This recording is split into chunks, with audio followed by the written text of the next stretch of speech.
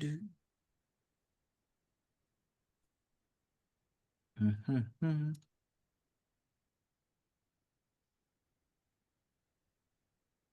everybody, just give us a few minutes here as we wait for everybody to join.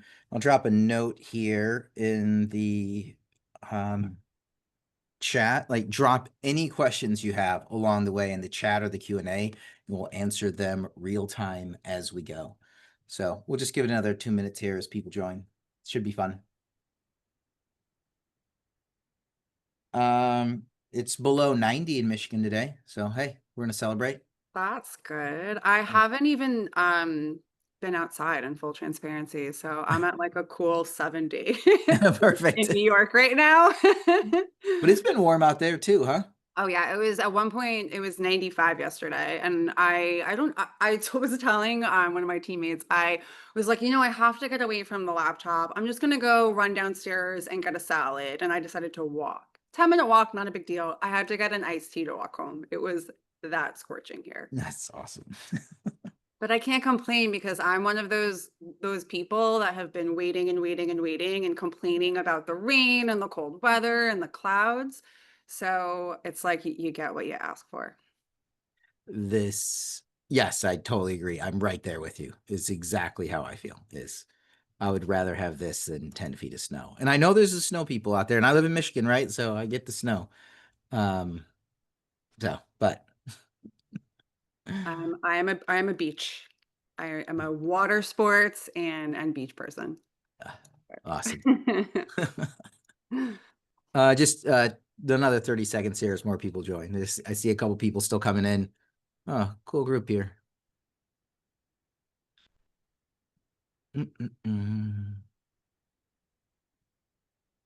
All right, you know what? I say we go ahead and kick it off. Why not, right? Happy Wednesday, everybody. My name's Aaron. I'm the co-founder, managing director here at BWG Connect, giant networking and knowledge sharing group. Crazy fun fact is in another 2 weeks here, we'll be around for 8 years now. 8 years Oh, ago, we wow. kicked this off. Congrats. I know, crazy, right? Thanks for all the support over the years, everybody. It's been fun. There's over 8,000 brands in the network now, and we really focus on networking and knowledge sharing and providing the most relevant real-time content that's out there. I spend the majority of my time talking to brands, 20 to 30 a week, just as a focal point of networking and knowledge sharing, the newest, pain points, trends, strategies, whatever it might be. Everybody on the line today, look for a follow-up email from me or my team. I'd love to have a conversation with you. We don't sell anything here. But would love to pick your brain on those newest things that you're seeing popping up, but also share what I'm seeing across the network as a whole. We're going to do close to, I don't know, maybe 200 webinars this year and 70 to 80 dinners, I think. So if you're at a major, tier 1 city, let us know. Maybe we can meet in person as well. One of the things that pops up over and over again, I don't think anybody's surprised right now, is TikTok. It's interesting in TikTok Shop specifically. I think for the longest time, people were hoping as another sales channel to kind of go alongside of Amazon was going to be Walmart. And for some reason, they still are trying to figure it out. But hey, TikTok Shop is top of everybody's minds right now. And so the team over at Blue Wheel, and specifically Jana here, who I've had on the podcast, and we've chatted about this before, is just all around expert in the space. They're great friends, partners, supporters of the network, and they agreed to jump on and kind of walk us through what they're seeing. But I'll kick it over to you. Do you want to do a brief intro on yourself and Blue Wheel before we get started here, and then we can jump into it? Yeah, for sure. So, quick intro on me.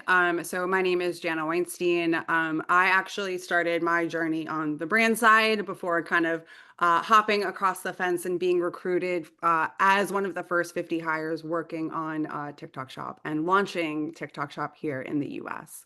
So, was on the team there that essentially built the ecosystem of social commerce experts and agency partners that can help brands scale, and since have kind of hopped to a different side of the fence and am now building out social commerce within the agency space. So I've been at Blue Wheel for about 9 months. And Aaron, this is new to you. It's still new to me. As of recently, not only am I overseeing social commerce within the agency, but I'm also overseeing all of our influencer and affiliate partnerships, which kind of goes to the way that influencer and affiliate, how that model is shifting and changing as things like TikTok Shop grow.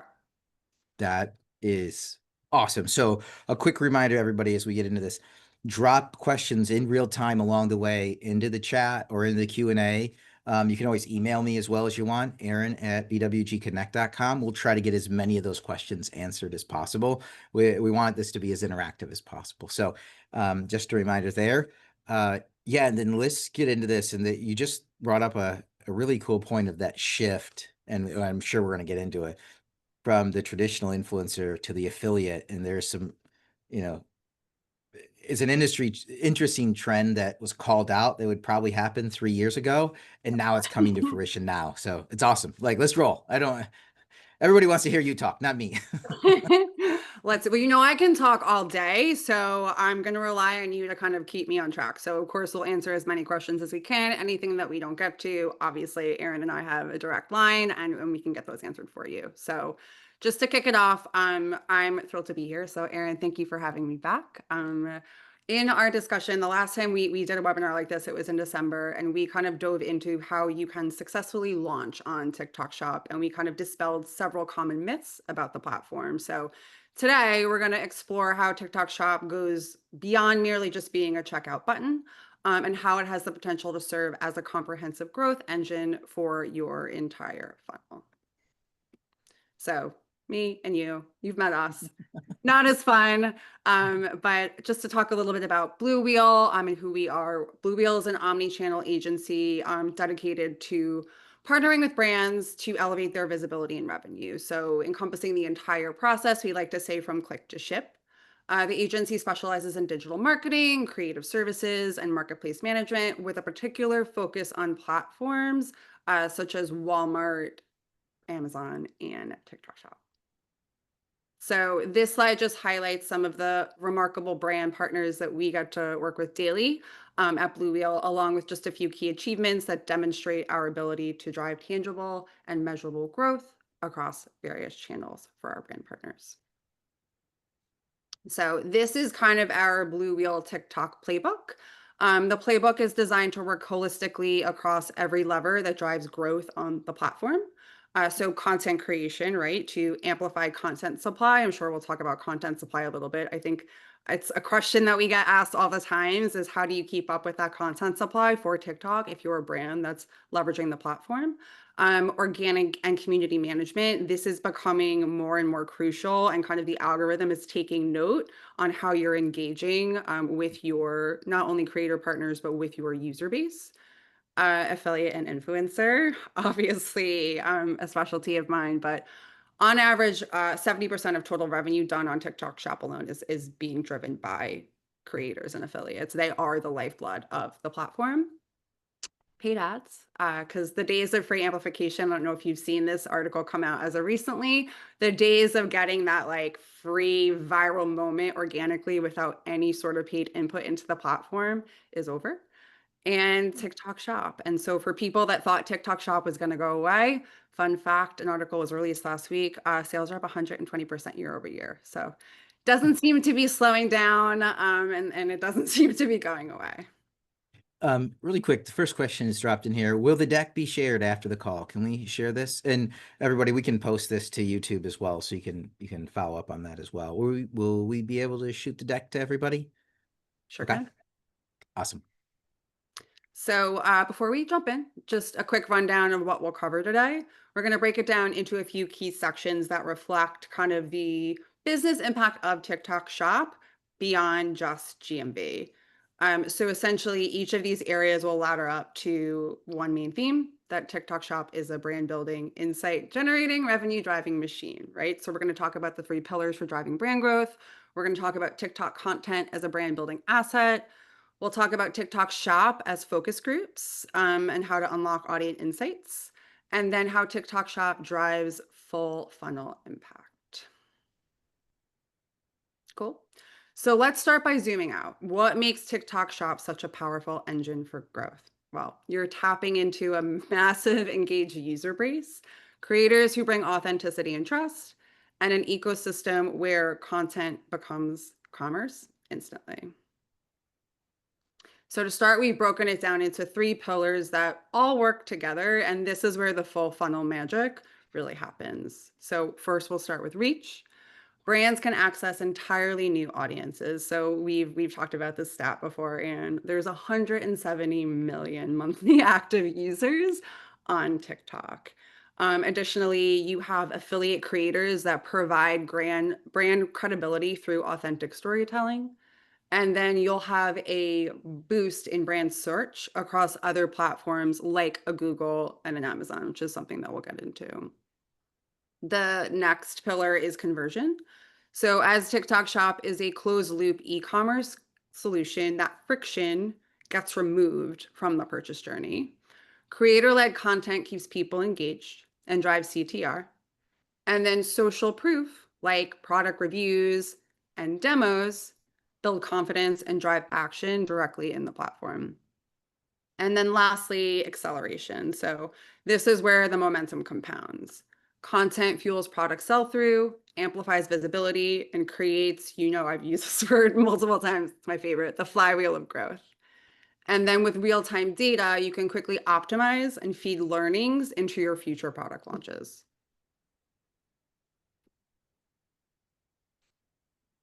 So next, I want to talk about the value that doesn't always show up in a GMV report.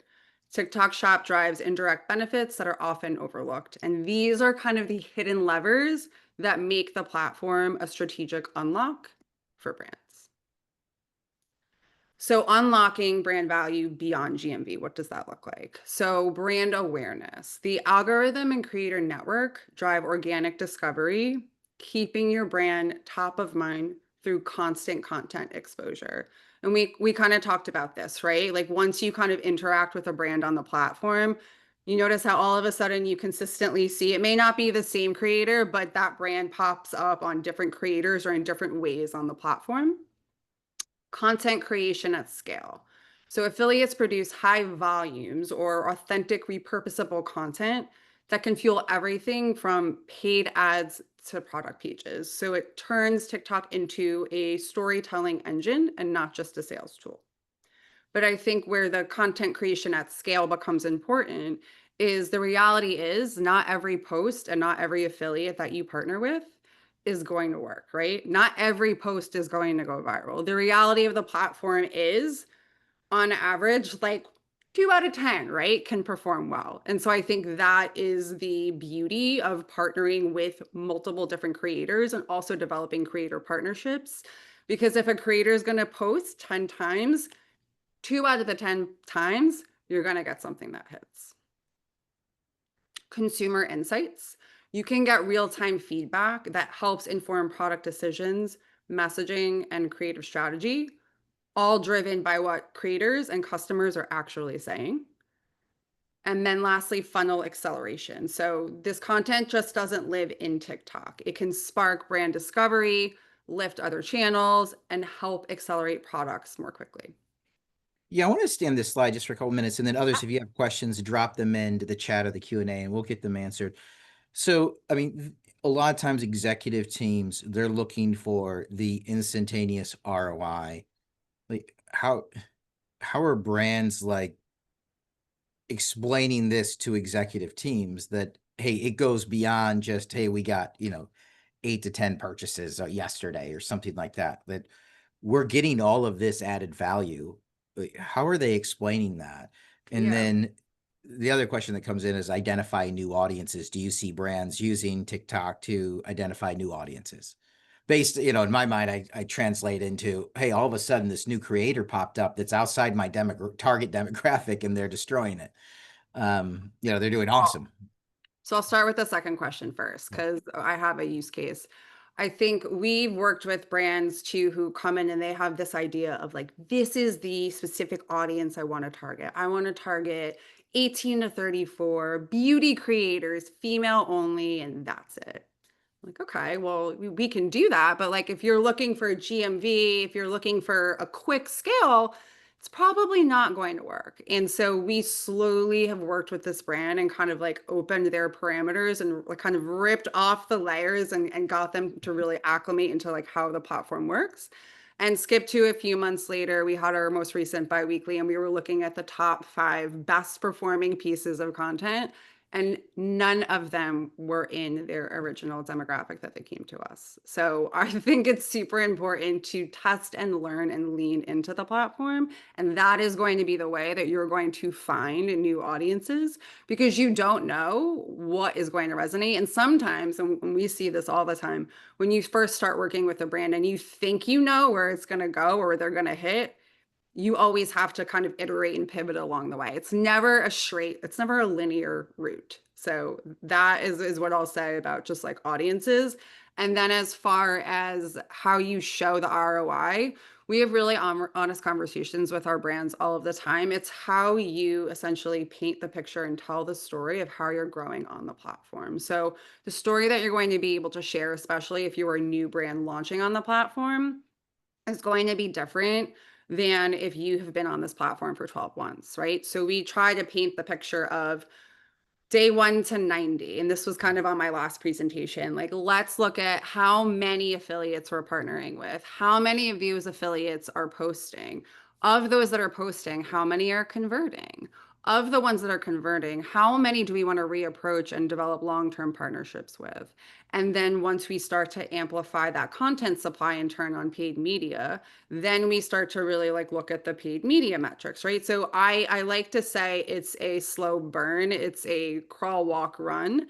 It's not necessarily a quick ROI like you would see in another marketplace. And I think that you have to showcase, and we do get D2C metrics and we get Amazon metrics from our brand partners so that we can really tell the full story of what we're doing and how we're growing the brand on the platform. Awesome. Love it. Cool. So the flywheel is something I refer to often, and this visual in particular shows how a single post can trigger a self-reinforcing growth loop. So it starts with creator buzz. Affiliates generate excitement and awareness that spark interest. That will then drive impressions. So those video views rack up and put products in front of new audiences.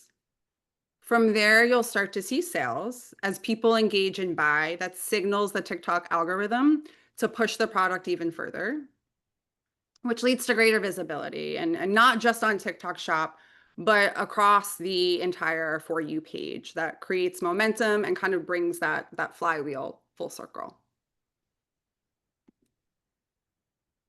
So now I would love to talk about why creators are the engines, because we talk about it all the time. They're the lifeblood, they're the engines, but here's the why. Creators don't just sell, they show. So their content feels relatable, makes products more desirable than a traditional polished ads, right? How many times have you been on TikTok and you see an actual product demo or you see an actual problem that you have in your own life and they're talking about a tool that solved that problem, right? I think the authenticity of the way these creators interact with the users is why the content performs so well. And then their built-in audiences. With creators, you're tapping into established trust. And what I tell our brands all the time, which is different than other platforms, is don't count out micro influencers. Their followers are the ones that are loyal, they engage, they listen, and they convert. And a lot of the strongest TikTok shop creators are actually people that have less than 50,000 followers, which is the complete antithesis of how Meta launched. Additionally, you have to look at every video as a storefront, right? So it's more than just a one-off piece of content. With that little orange shopping cart, it becomes a direct path to purchase. And then on TikTok Shop, creators only earn when they convert. So that leads to more effective partnerships, but also shows the importance of finding the right creators that you want to partner with long term and add to your quote unquote roster. It's interesting how those two go together too. And there's a few questions, everybody. Thanks for dropping in. We are going to get to them. Is that, if you think about that huge, everybody wanted the influencer, like when you're thinking about Meta, massive influencer, massive base, demanding a huge upfront fee before any sales are made. Correct. And how it's now flipped on its head with TikTok, which is these micro influencers where they it's not upfront. Like, I don't know, maybe you're providing samples or something. Maybe we can get into what does that look like for a launch, but smaller micro influencers, maybe more actually influential in what they're doing, but only paid upon conversion. It's flipping the old model on its head, which is awesome. 100%. And I think there is a certain authenticity and a certain relatability for a lot of these micro influencers. I think it's always amazing to see that we'll see a really, really high performing converting video.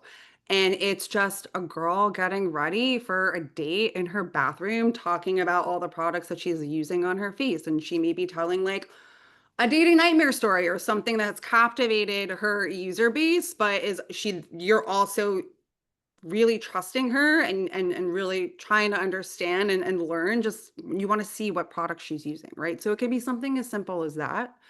And I think the model has definitely changed from even when TikTok Shop launched a year ago.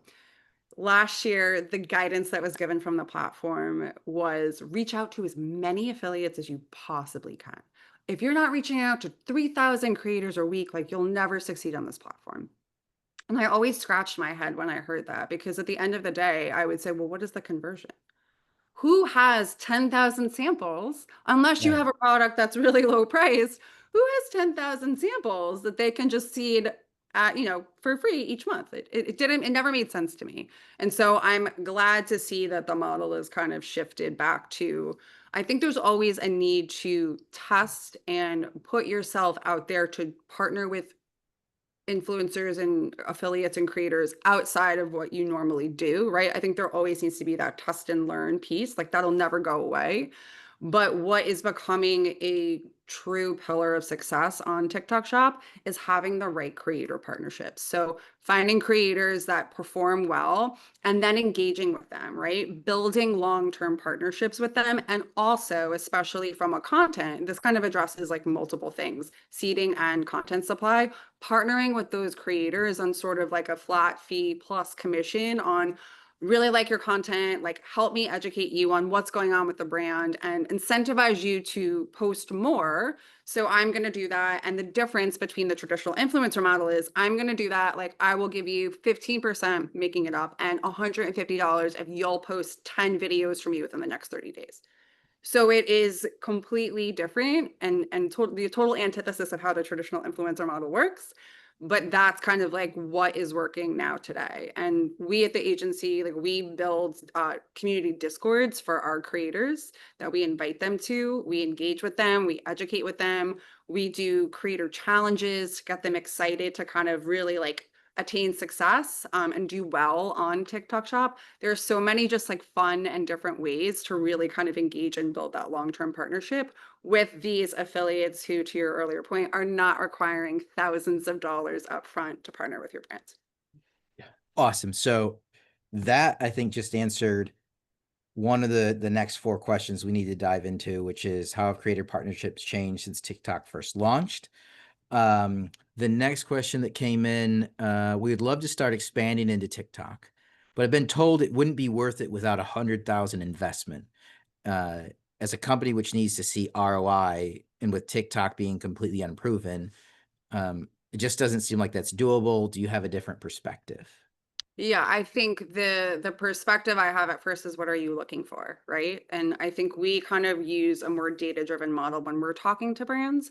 We'll have brands come to us and say, I want to make $300,000 a month in GMV. And we'll say, cool, totally on Don't board. we all? Yeah, right. But let us show you. In the next sentence, it would be like, but I have inventory constraints. And we're like, okay, we can help you forecast. And so what we do is we paint a picture of if you want to attain this, this is exactly what you'll need from a marketing budget for paid media, an inventory standpoint, the amount of money that you'll need to give to kind of creator challenges, outreaches, partnerships. So we kind of break it down for our clients and show them the path to get to that 300K. And so it would be interesting. I'd love to have like a one-off or a side conversation with whoever asked that to understand what they are looking for out of the platform. Yeah. So in this case, like you would just jump on the phone and kind of walk through and then say then at the end of the day, they have to take it back to the executive team. But at Yep. least they'd have more data, the ROI, the brand halo effect. What are all the intangibles as you had it? Awesome. Yep. Um, what is the next question that comes in? Along the lines of that question, how are other brands thinking about margin when you have to spend for the influencer, paid media, and commission? Hard to look at it from a clear profit perspective. So I think you have to be okay with dipping into the red, right? The whole purpose of TikTok Shop and our philosophy is we see this, and that's why we're doing this webinar with this title as a long-term game, right?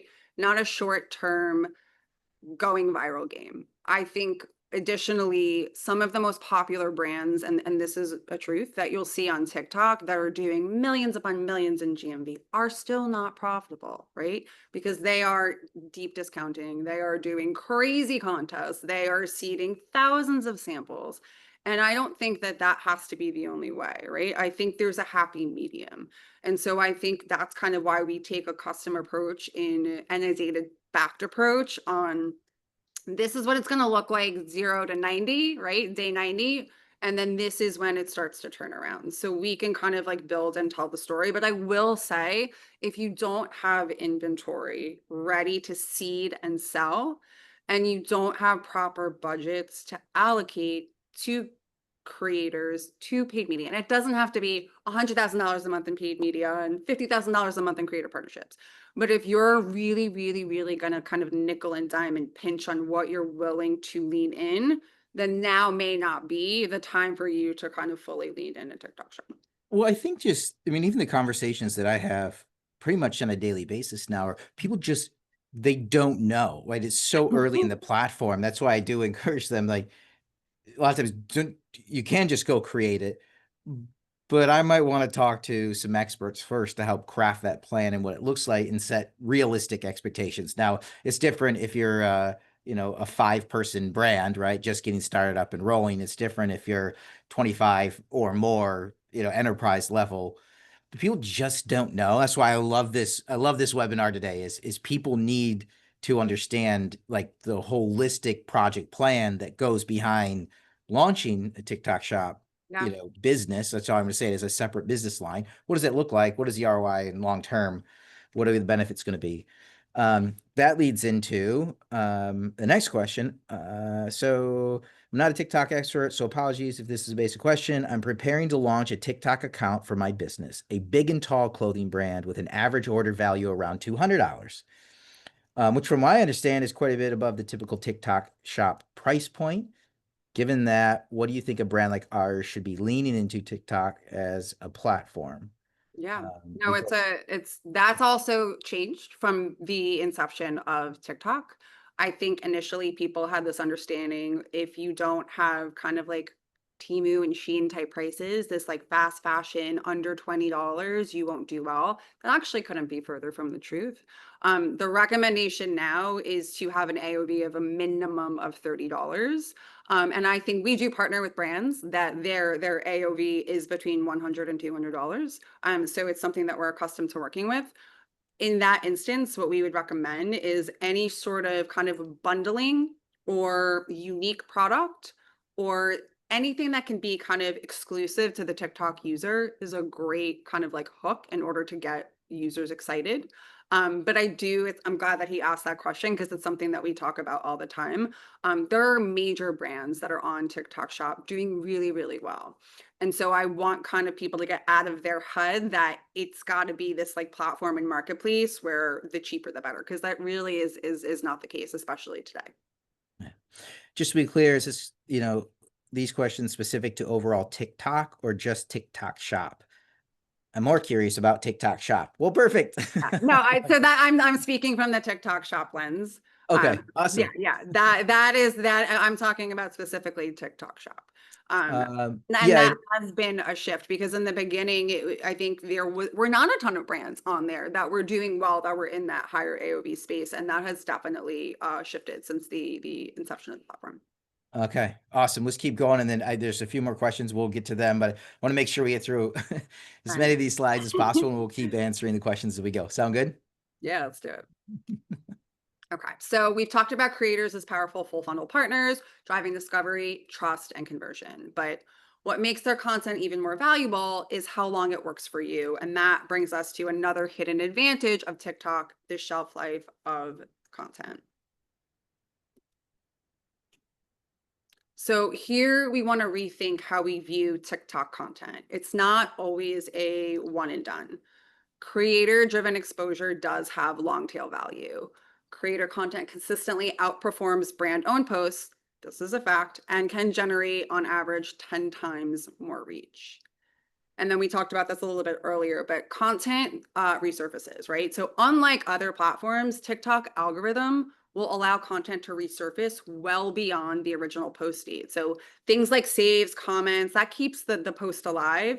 And what's cool about that is it can later reappear not only in a returning user feed, but in a new audience feed.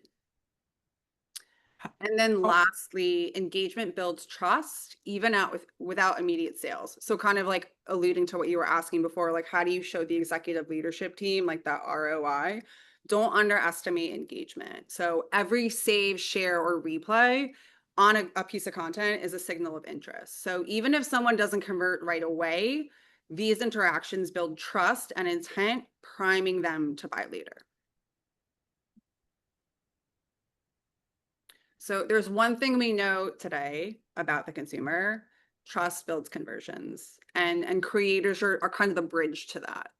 So 74% of consumers have purchased a product because an influencer recommended it. This is not a niche behavior anymore. This is totally mainstream. And people just trust those they feel that they can relate to. And so, the hashtag TikTok made me buy it. Like how viral did that go? Prime example of that. Brands leveraging UGC on TikTok showcase real life product usage, leading to increased consumer confidence. So, kind of what we were talking about. Are you solving a problem? Are you showing a user how to use a product, right?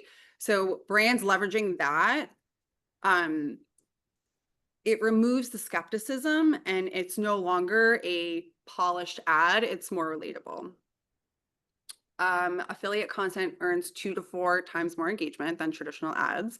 And the algorithm amplifies engaging content and it allows for a single piece of UGC, if done well, and if it gets good engagement, to reach a mass audience and relatively quickly, which is how things go viral. so when we're talking about content, we mentioned it earlier on. Content creation is huge, and there's this um, one of the things early on that I wouldn't say scared brands away because that's not the right term. They just didn't have the time to create all the content. Mhm. Yep. So are we in a spot now where brands are okay or they've gotten more comfortable? And there's some that aren't going to be, right? I'm from the health and personal care space. Like the FDA wouldn't let a lot of this stuff happen. Yeah. But there's a lot of other, product lines that can. Are they just becoming more comfortable with this UGC being created and being out there, and therefore they don't have to create as much content? I think it's a combination of things. I think that, and we work with brands all the time in the sense of encouraging them to post more, also just kind of to break that wall down and to get them to understand that authenticity works. And it doesn't have to be something that's overly thought, overly planned. It could literally just be a 30-second video. But additionally, how we work with brands as well is we'll take existing assets that they have and we'll splice and dice and re-edit and repost, right? And I think that is a way if you don't have a brand that has the infrastructure to be able to post 3 times a day, there's workarounds that you can do, but we do encourage and work with our brands to post as frequently as they can. And honestly, Erin, in full transparency, with some brands, that's a few times a week. With some brands, they can do daily, right? It just depends on the brand situation. And then it's like our job as the agency partner. And I would also urge brands that are launching on their own just to figure out ways to get the algorithm to know who you are. Don't overthink it. Yeah, I think it's also that, like, just because you see a brand that's out there posting 3 times a day doesn't mean that your brand has to, Correct. right? You just might just have to be posting more than your next nearest Correct. competitor. Like, Correct. And like the hell. that's how we approach our Okay. brand partners. If we Which is have a a brand, great way to look at what it yeah, when you're playing the strategy as a whole. okay, look at, I see this major brand, how much they're doing. They post 3 to 4 times a day. Yeah. What is our category doing, and how can we be one step better than that and just start with baby steps? Which leads us into the next question. When we repost our influencer content, we don't always get great views. What's the best way to repost influencer content to get better views? Doesn't the audience want to see original content instead of just reposting influencer videos? Not always. I think again, if we're talking content supply, I think you always have to have like a multifaceted approach and strategy to the way that you're posting. But I think it could be something as simple as understanding what's trending on the platform and taking advantage of a hashtag that's working, overlay, switching it to a song. Like there are different little ways that are very TikTok that will still make a piece of content new. And if you think about how the algorithm works, it doesn't necessarily mean that the same user is going to get that same piece of content, right? So I would just urge you to be like creative and understand and kind of like lean into what's trending, make small tweaks, and then yeah, go ahead and repost. I will say you cannot repost the same video because it doesn't always. Sometimes you get kind of under the radar, but TikTok will flag you if you post the exact video and kind of like call it duplicative content. So caveat there. Ooh, that's another question. He's like, I don't think we can. We got multiple violations. So you're answering the questions as they come in real time. The next one, we've been posting 3 times a day for 2 months and haven't seen any lift in our videos unless we boost. Would you recommend posting less, more, or just incorporating more boosting into the budget? Yeah, I would want to kind of, I would want to know how much they've tested and learned and what they're posting and how they're posting it, right? I think that are you really looking into what's working, what's not? Are you changing the types of videos that you're posting? Are you changing who you're utilizing to post them with? I think and this is what I kind of mentioned earlier, because the reality is I am telling you the story, but I'm telling you the story of TikTok in the sense of not every post is going to do these things, right? And so it is a struggle. It does take a lot of practicing and a lot of testing and learning. But I think you really need to understand and almost look at your analytics from what you're seeing in the platform as to help you figure out where you should iterate and where you should go next. And I say like try anything and everything because you'll be surprised sometimes on what works. It is a great point that it's so new. The platform is so new. It is literally, I don't think it's just blasted with content, but try a lot of different things. We're still testing and learning. Wow. 100%. Look, if there was a solid playbook, TikTok would provide that, right? At the end of the Yeah. day, I think Oh it's yeah, they want you. Yeah, they they yes. want you to do well too, right? It Yes. helps them, right? They take a referral fee. So I think at the end of the day, the platform is still too new and it grows.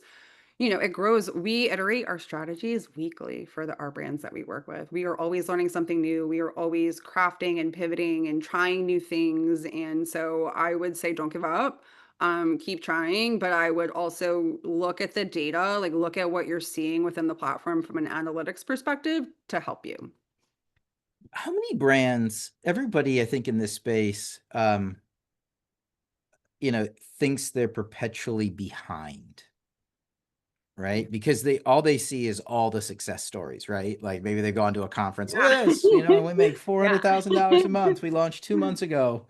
You know, um, like, where is like where do you see most brands at right now? Are they just at the start trying stage? I mean, we've got the excellers, we got the market leaders that are out there. Usually, sometimes, a lot of times, smaller businesses that can take more risk early on. But where should like the average company, where are they falling right now? Just on TikTok Shop specifically, are they just dabbling? Like, Yeah, I mean, I we see both, right? We'll have brands that come to us because they've tried it on their own and they're saying, "Okay, I've launched my store. Okay, I'm posting. I'm not seeing anything. Nothing's happening. Why is nothing happening? Like, why am I getting violations? Like, there's a lot to it." And so, one of the first questions we'll ask them is like, "How are you utilizing the affiliate program?" And they'll say, "Oh, well, I'm in the affiliate program and I'm offering 15%." Okay. And they're like, and I'm like, okay. So step one, you need to take a but I don't think people know step two. If that is step one, that's what like I'm I don't saying, think right? people know I was step like, two. you These need people to I'm take talking you to. there's and it excites me because I'm like, there's so many things you can be doing from a creator partnerships perspective. I think that a lot of people are kind of like what you were saying earlier, like they've got C-suite and they've got executive, leadership teams that they need to show success to.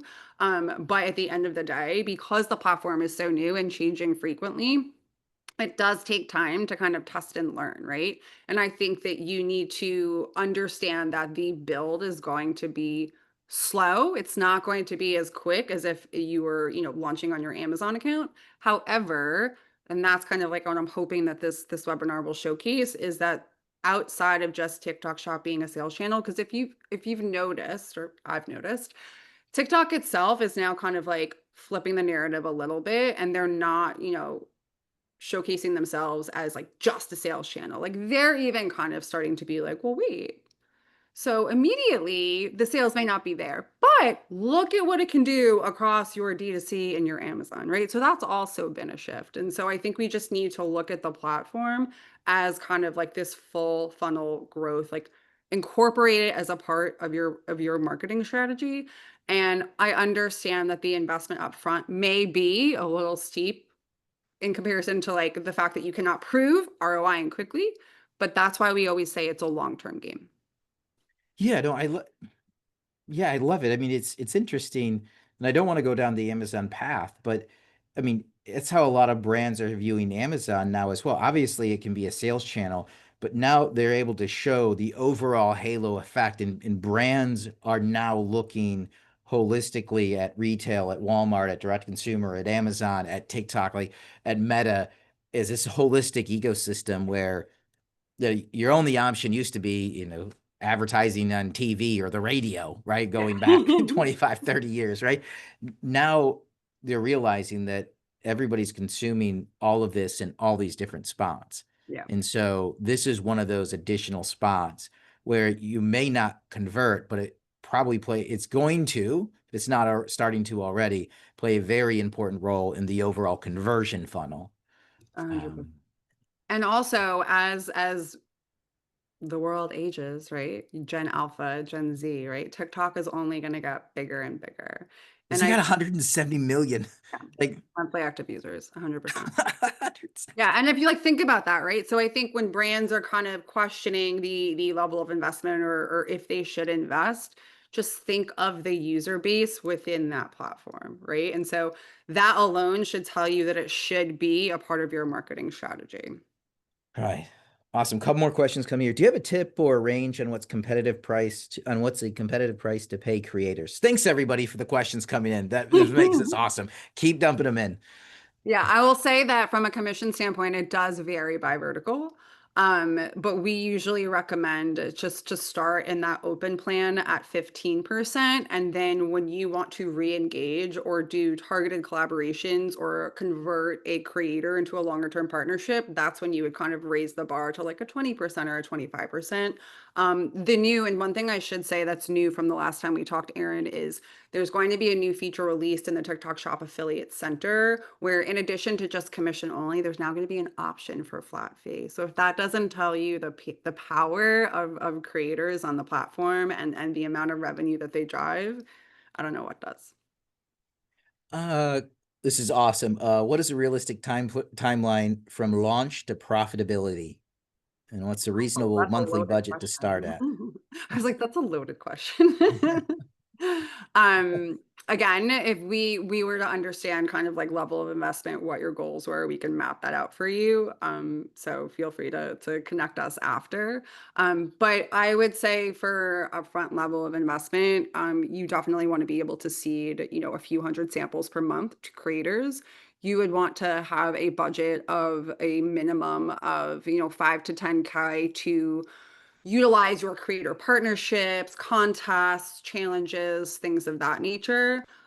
We recommend a minimum of 15,000 in paid media spend when you start paid media. We don't necessarily think you have to start that day one. We think it's important to kind of build the affiliate, the content strategy, and get your brand handle in a good place.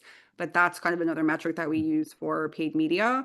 As far as promotions, because this does come up a lot, and again, my former employer would probably not like me saying this, but we don't recommend that you necessarily be on promo all day, every day, all year round. But we do think it's really important for you to lean into the campaign periods because the traffic that you get when you participate is just so much better than if you don't. Awesome. Very specific question. Like, how many more slides? Because I'm thinking we gotta have another one of these, Jana. Mm. Like that's I know we've got that's what about I warned you in the beginning that this can spin off into like 5 different webinars. but that's why I love these, and I love the community that's joining is just willing to drop these questions. So let's go ahead. Do you know of any great question on what's the average company failing on TikTok adoption? Where is the average company falling on TikTok Shop adoption? Do you know of any major kitchen brands that are successfully selling on TikTok We Shop? do. We actually have a global home and living brand. And for the big and tall question, that brand does retail over $100. And we are happily partnering with them. That global company is launching in all different markets. They are doing very well in Douyin and are kind of looking to what we're doing here in the US as a benchmark for the newer European and South American markets that they're launching in. But I do have 8 more slides, Aaron. So Oh my gosh, we're gonna have to do another one because Ray's got a great question that comes in here. I love it. Thank you. What is step two then? It comes with like an exclamation point. I totally love it. What is step two then? What are recommended steps after the affiliate percentage is offered?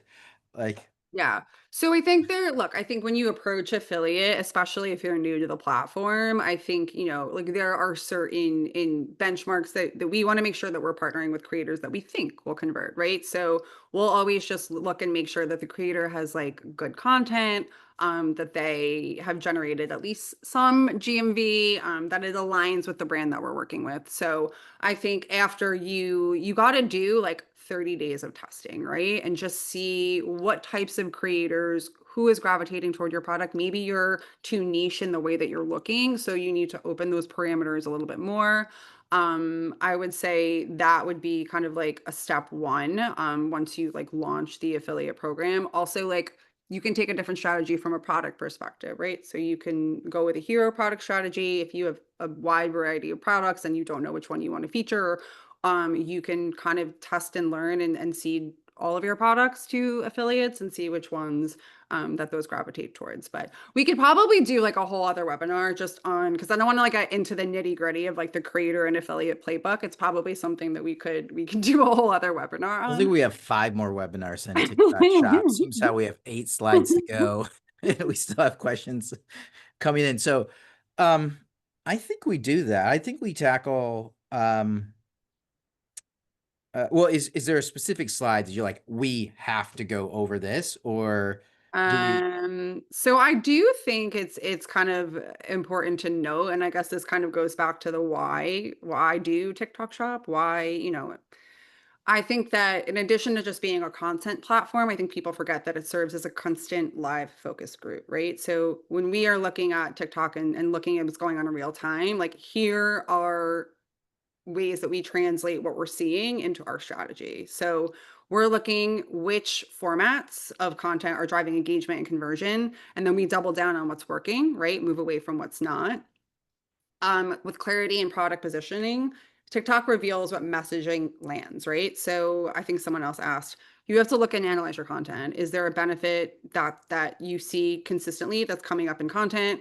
Is it the texture? Is it a problem that's being solved? Like what's working and what falls flat? And I think just as a quick example, in a brand that we're working with, we were seeing in the content that was coming in that BCAAs, it's a protein water company that we're working with, and that kept coming up new to me. I was not familiar with BCAAs, but we took that and we were like, okay, this is something. And so we basically developed a whole strategy and retargeted based on that, right? So I think that's super important.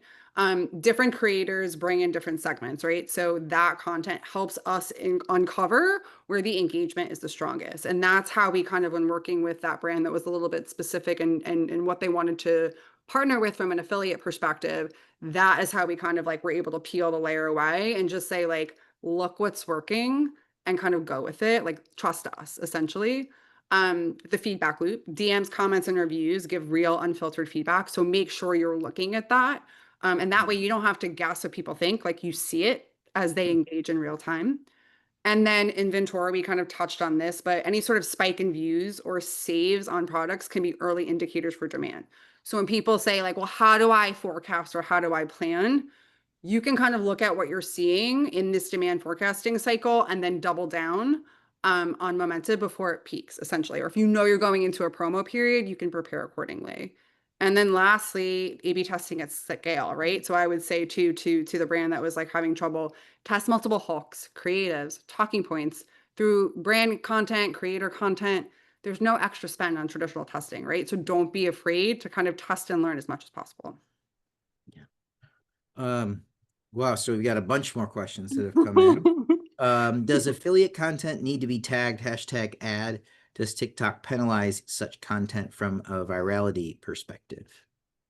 So could you repeat the question? Does it need to Yeah, be? does affiliate content need to be tagged with, #ad? No, And does TikTok penalize such content from a virality perspective? no. With organic posting, is it more important? I feel like this is rapid fire, right? You can answer yes or no. So we have time. With organic posting, is it more important to have more professional videos to build brand authority, or should we play the TikTok game and focus on Yes, trends? play the TikTok game. I mean, Oh, you're look, do killing both, Russia. right? Do Yeah. both, but definitely play the TikTok game. Yeah, I mean, I just from a brand and health and personal care, things regulated by the FDA that uh, Listen, we are, when we do our creative briefs and our messaging, like we are careful and cognizant of what they should and should not say, especially as it relates to FDA and disclaimers. So thing to note there. yeah. Oh, here's interesting. What about grocery stores? Do they belong on TikTok Shop? Yeah, I mean, there are a ton of retailers. There are parameters with prohibited products as far as like refrigerated goods versus non. I will say like it's come a long way, the prohibited categories, but like things like alcohol, like there are certain things that are still prohibited on TikTok Shop. Awesome. What if we want to offer flat fee on top of commission? Our Yep, that's creators, what, yeah, it would be flat fee plus commission. That's going to be the model that's going to be because like, essentially you can do a lower flat fee than you're paying a traditional influencer, but there's kind of like skin in the game for both, right? They're taking a piece of the scale. So if you, in the example that I was using before, I would say if you have that you found a creator that you like, you can offer them $100 plus 15% on GMV on what they convert to do 10 posts. that's awesome. I mean, it's for brands that are, you know, when you're thinking about a percentage, a $10 item or a $150 item, Yeah. you can kind of level the playing field. Um, what else do we need to get to? Others, if you have a question. Oh, what is a competitive? Oh, they're coming in now. Let's do, yeah, what should we do? I've got some halo effect slides. I've got a use case. I don't know, Aaron, I'm Let's gonna go leave to a it. use case. Let's do that because we've got 6 minutes left. We're gonna go. Normally, everybody, we like to wrap these up with like 3 minutes to go in the hour, but we've got some more content. Jen and I will do another podcast. We'll put everybody on an email list when it comes out. We'll do a deeper dive on a bunch of this stuff. Jen, I'm kind of, I guess I'm obligated to do a podcast. Would you like to do another podcast? I would love to. And yeah, Okay. if you guys want to help us kind of craft like what you really want to know, it'll help me kind of hone in and focus on the areas that you're most interested in learning about. But I'm going to talk super quickly here because I do think this is important from a brand awareness boost perspective.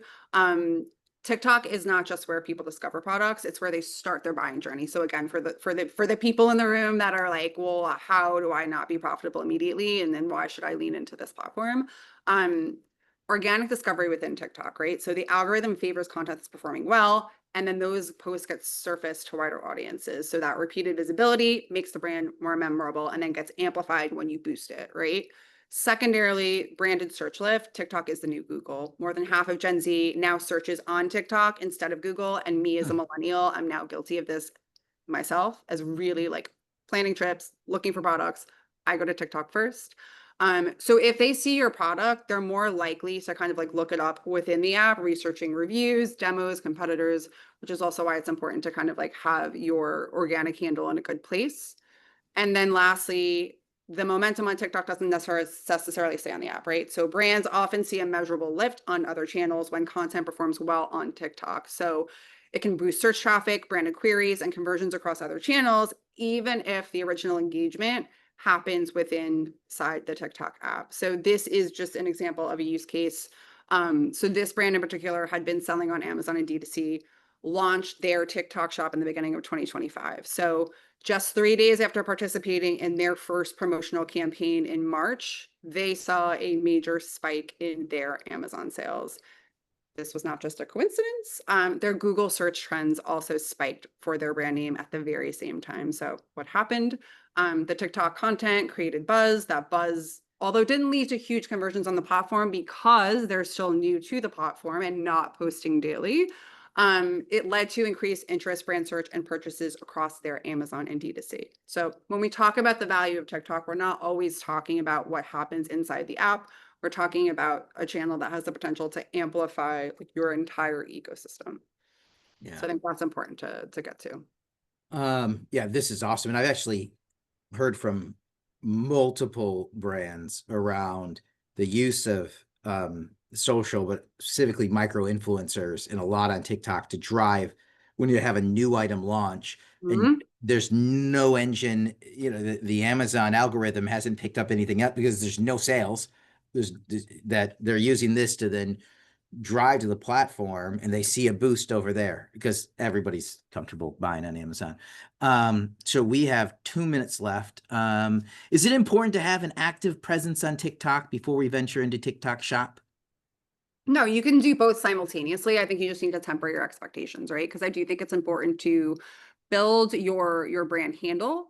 I think one thing that and this is the why I think it's super important to like maintain and have an active presence on your TikTok brand handle. If you get served an affiliate post, right? And you're like, oh, this is really interesting. Let me learn more. And then you click through and you go to the brand's page and they have no customer reviews. They have no followers. They have no content.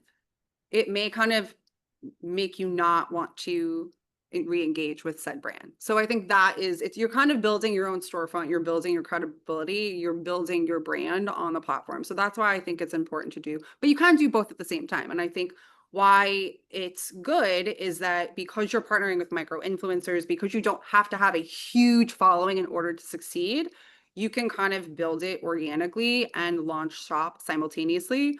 It's just a different kind of path to purchase or journey than a bigger brand with a larger following that already has like an established, well-built handle. Yeah. Awesome. We're right at the end here. I do want to say thanks everybody for the great questions. Look for a follow connection from me. I'd love to have pick your brain on all these and what you're seeing in the space, but also anything, e-commerce related from Amazon. Would love to just network and knowledge share and kind of let you know what's going on across the network as a whole, but pick your brain. I would encourage you to meet with the Blue Wheel team, leaders in this space on TikTok Shop, also Amazon and all these other things as well. They're fantastic. Yeah, key takeaways in the last like literally 30 seconds, and then the webinar will automatically end. Okay, so quickly, creators are your full funnel partners. They drive discovery, conversion, community at scale. Content just doesn't sell, it compounds. It builds trust, awareness, and then an evergreen content plan or strategy. TikTok is today's real-time focus group, surfacing insights, preferences, and creative signals straight from your audience. And that can help how you essentially not only inventory plan, but your how you do your product assortment, right? And the halo effect is real. TikTok Shop momentum fuels cross-channel growth across Amazon, D2C, and retail. So TLDR, which is a very TikTok of me to say, but although TikTok Shop is a sales channel, it's also a content engine, it's an insight engine, it's a brand amplifier all in one. And when activated, and more importantly, with the right strategy, it does become a true growth lever for your brand. Yeah. Awesome.